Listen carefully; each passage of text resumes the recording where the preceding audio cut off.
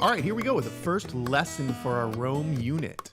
In this lesson, I'm going to go over a couple of procedural things just to get those straight. First of all, in every unit, you'll have a big idea. The big idea for Rome is the influence of an empire often lives on even after that empire falls or declines. I want you to think about that with every lesson that we go over in Rome. We also have essential questions. In Rome, our essential questions are: does power equal influence? How do empires become powerful and influential? What internal and external factors lead to the downfall of empires? What remains or lives on after an empire falls or declines? And finally, what is the primary reason for the fall of Rome? The next thing I want to go over is this. When you hear that sound, that's telling you that the word I'm talking about is a vocabulary word. You need to know those vocabulary words. Now let's get started with our unit on Rome. This first section is going to be about Rome's location, a little bit about Rome's government, and then about some of the achievements of Rome. First of all, Rome is located on what is now modern-day Italy. Italy is a peninsula in the Mediterranean Sea. It is said that Rome was founded in 753 by twin sons Romulus and Remus, who were raised by a she-wolf. Now, oftentimes you hear in real estate, location, location, location. Now, Rome's location was pretty awesome. Being on the Italian peninsula, first of all, there's a very mild climate there. The climate of the Italian peninsula is a lot like California. There are hot, dry summers, rainy winters. That's really good for farming. Rome was also located between the Tiber River and the Apennines Mountains. That made it safe from invaders, or safer from invaders. Remember, at that time, there's no planes or things to fly over the mountains, so people would have to march over the mountains, which kept invaders from coming in over the Apennines Mountains. Same thing, there wasn't really any navies or things like that, at least not to the extent that we have today. So crossing the Tiber River would also be a pretty big feat for an army during those times. Now, also its location on the near the Mediterranean and on the Tiber River made it a great place for trade.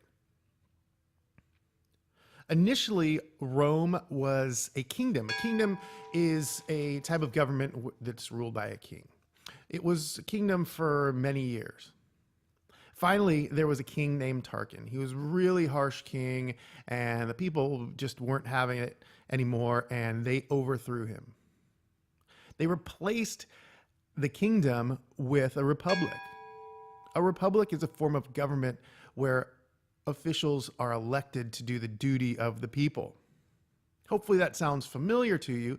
You actually live in a republic in the United States. We, or your parents and I, elect officials to represent us in government. Unfortunately, the Senate in Rome became corrupt. People were just doing the bidding of rich business people or trying to make a name for themselves. So they weren't really thinking about the people with their decisions. And this created a lot of fighting amongst senators and people and business owners and things like that. A powerful military leader named Julius Caesar actually came in and took control of the Senate. He did that by making himself the sole leader. That worked for a while, but the Senate wasn't really happy with that, so he was then famously killed on the floor of the Senate. This threw Rome into a bit of chaos. Weren't really sure who their leaders were going to be. Finally, Caesar's adopted son, Octavian, took control of Rome. He turned Rome into an empire. An empire is a form of government that's ruled by an emperor. Yeah, I know. I like Star Wars. Octavian was Rome's first emperor. Octavian was a really confident leader. He actually changed his name to Augustus, which means the divine one. During his rule, Rome grew to its height in size and with a lot of other achievements. And this time of Rome at its height is also known as Pax Romana. Some of the achievements that Rome had were aqueducts. The Roman aqueducts are just a marvelous spectacle.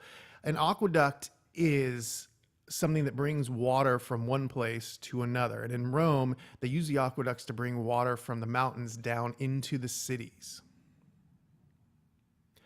Aqueducts are still in use today. In California, the California Aqueduct runs from the Sierra Nevada mountains down to Southern California.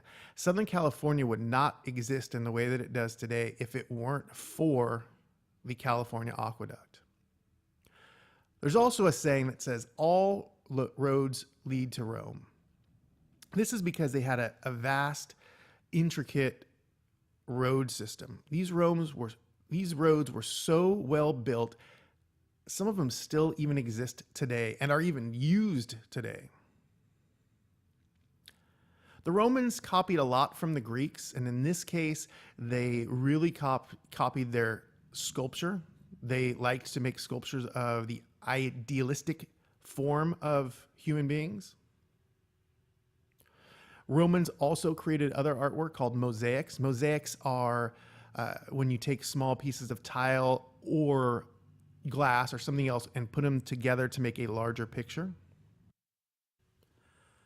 As far as philosophy, many Romans were Stoics, and Stoics followed the philosophy of Stoicism, led by a philosopher named Zeno. And Stoicism talks about having duty and working towards the better of your community. There was also a new religion that came about during the Roman Empire. That new religion was Christianity. Christianity is based off the teachings of Jesus Christ. Christianity also preaches the belief in one God, or monotheism.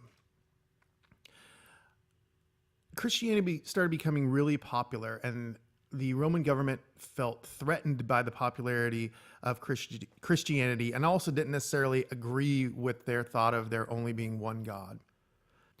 Because of those reasons, they crucified Jesus and they outlawed Christianity in the Roman Empire.